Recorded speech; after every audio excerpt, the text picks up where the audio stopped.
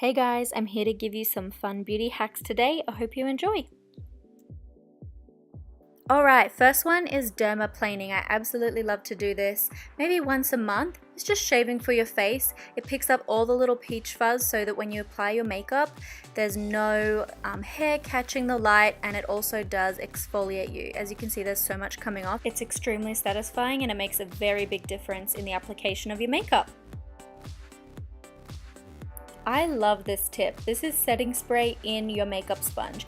Wet your sponge as normal, but then before you go to apply your foundation or concealer, spritz it with a little bit of your setting spray. That way, I really feel like you're pressing the foundation in with the setting spray rather than just sealing it on top. I do this every time I want longer lasting makeup and sweat-proof makeup. It's just a theory, but I personally swear it works. This one should be pretty obvious, but I always carve out my eyebrows with a bit of concealer just to keep it looking nice and neat. As you can see, it's such a quick result and makes a very big difference.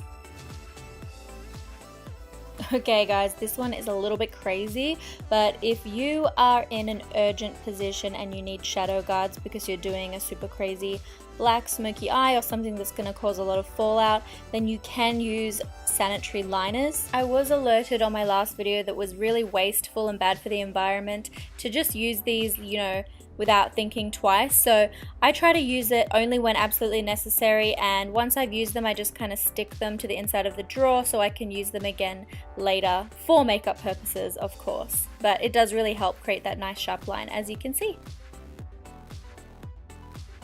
Ooh, what's next? Oh, it's the damp powder sponge. So I don't like powdering my face. I don't like the thick cakey feeling. I find that can be eliminated by using my damp sponge in the powder. So it just makes it melt a lot easier in with the skin and gives me the same kind of finish as a liquid foundation, but it's powder.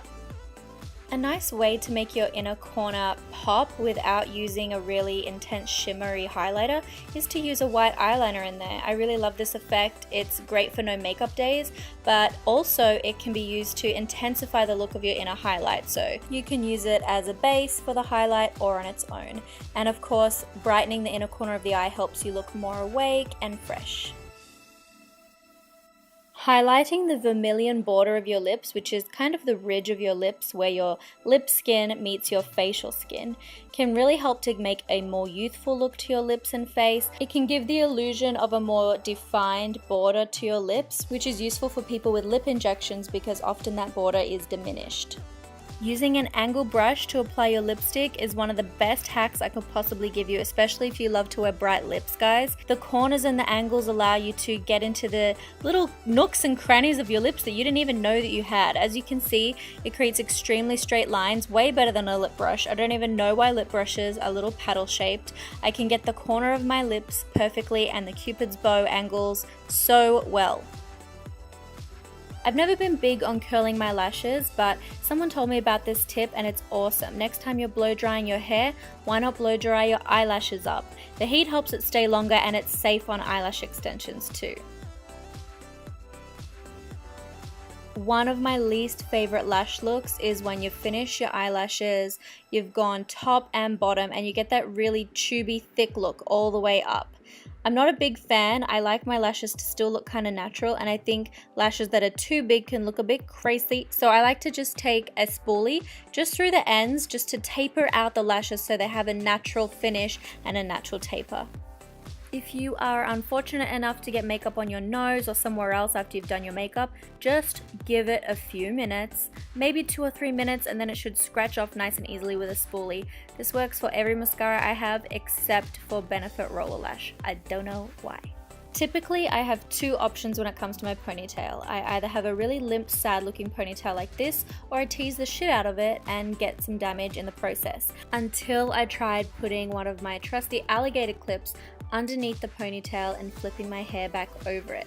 It works instantly and I don't have to spend a lot of time teasing and causing damage and using a lot of product. Sometimes I overblend my contour and it's not really doing its job anymore. So I'll just take a banana powder and you can really carefully carve out those contour lines again, whether it be on your jaw, on your nose, wherever it is you're contouring, and then blend it out with a brush. It helps you get those angles back again and keep everything neat and tidy.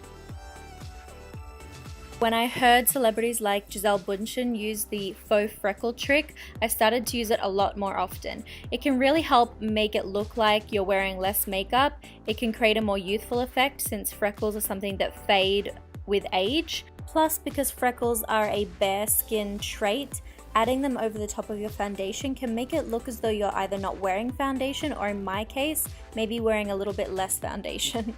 I mean, I got a lot on here, let's be honest. But it's really easy and fun to do, and just a fun different look if it's something that you want to add.